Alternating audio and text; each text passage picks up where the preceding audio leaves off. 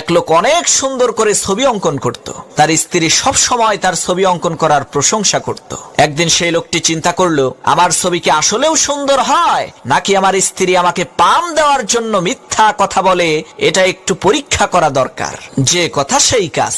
সেই লোকটি সুন্দর একটি ছবি এঁকে সকালবেলা রাস্তার পাশে রেখে আসলো, আর ছবির উপরে লিখে দিল, এই ছবির মধ্যে যদি কোনো ভুল থাকে তাহলে আপনারা ছবির মধ্যে চিহ্ন দিয়ে আমাকে ভুলগুলো ধরিয়ে দিন। সন্ধ্যাবেলায় যখন সেই লোকটি তার অঙ্কন করা ছবিটাকে দেখলো, তার পায়ের নিচ থেকে মাটি সরে গেল, তার মাথার উপরে আকাশ ভেঙে পড়লো।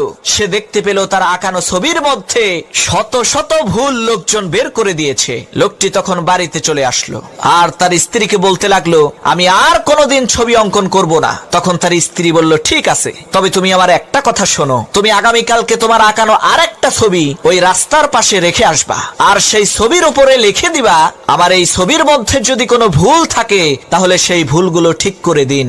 লোকটি তার স্ত্রীর কথা অনুযায়ী তাই করলো। পরের দিন সন্ধ্যাবেলায় দেখা গেল ছবিটা একেবারে আগের মতোই আছে, কেউ একটা দাগ পর্যন্ত দেয়নি। তখন তার স্ত্রী তাকে বলল, মনে রাখবা, এই দুনিয়ার মানুষেরা শুধু তোমার ভুল খুঁজে বের করতে পারবে, তোমাকে শুধরে দিতে পারবে না। আরে তুমি কি দেখো নাই, গ্রামের ক্ষেতের কামলা উরুফে চায়ের দোকানের নাসার বিজ্ঞানী জীবনে কোনোদিন ফুটবলে লাথি দিয়ে দেখে নাই, কিন্তু চায়ের দোকানে বসে পৃথিবীর সবচাইতে বড় ফুটবলার মেসি আর রোনালদোর খেলার মধ্যে ভুল ধরে।